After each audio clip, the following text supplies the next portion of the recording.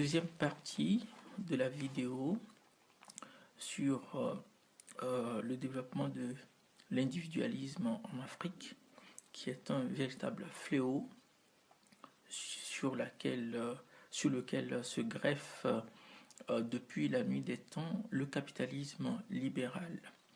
Si donc par définition l'individualisme est donc cette conception qui tend à privilégier les droits et les intérêts et voir la valeur de l'individu par rapport à ceux du groupe. Il se confond souvent avec l'égoïsme. On parle parfois donc de liberté individuelle, mais il faut remarquer que cette tendance pousse les gens à chercher à se démarquer du groupe.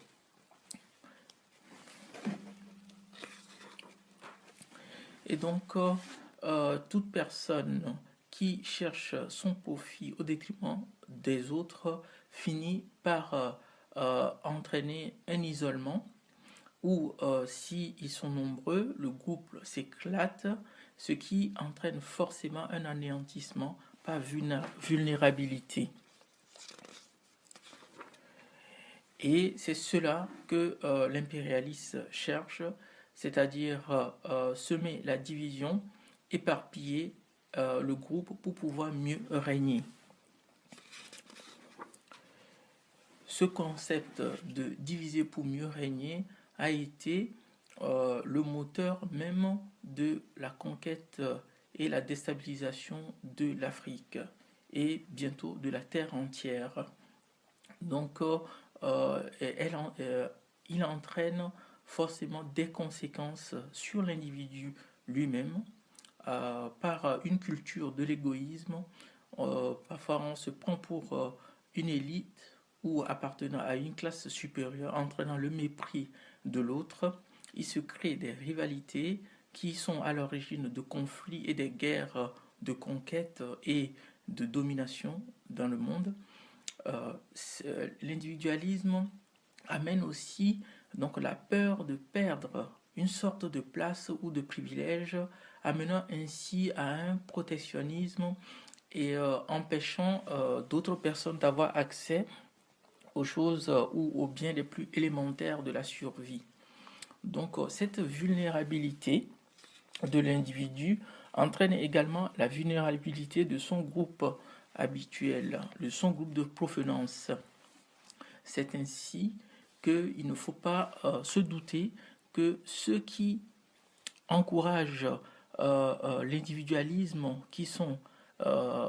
que sont les capitalistes ultralibéraux, parce que leur système arrive à survivre que lorsque les êtres humains arrivent à se désolidariser des liens ancestraux qui les unissent pour pouvoir être facilement orientés, manipulés au bon gré donc, de ceux qui veulent dominer.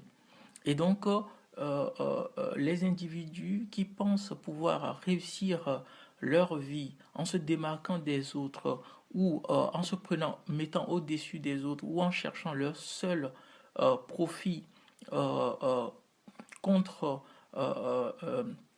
l'intérêt du groupe peuvent être facilement contrôlés par ceux qui posent ces règles, à savoir par une multiplication des lois régissant ainsi chaque domaine de la vie de l'individu. Et aussi, le contrôle peut se faire par un changement permanent des règles, amenant ainsi une confusion et une désorientation totale de l'individu ou des individus ainsi isolés par le système qui les contrôle. Et donc, les personnes qui marchent par l'individualité finissent toujours par être victimes de cette vulnérabilité, ne peuvent plus être protégés par le groupe, ou bien le groupe étant scindé, n'ayant plus une cohésion réelle, entraîne donc une manipulation facile de ceux qui dominent sur chaque individu. Et donc le chômage peut être un système de contrôle des individus. Le contrôle peut également se faire par toutes sortes de propagande mensongère et de publicité, et surtout ne pas oublier le rôle important dans le système de domination capitaliste que constitue la police et les forces armées, dont la formation échappe au reste de la population et qui a tendance à la répression, à protéger les intérêts des plus aisés. Une des conséquences également de l'individualisme en ce qui nous concerne sur le continent africain a été donc la destruction des royaumes africains lorsque les Européens ont décidé donc de faire une déportation massive des Noirs pour les soumettre à un esclavage forcé outre-Atlantique. Et donc, comment est-ce que cet individualisme a pu entraîner cela?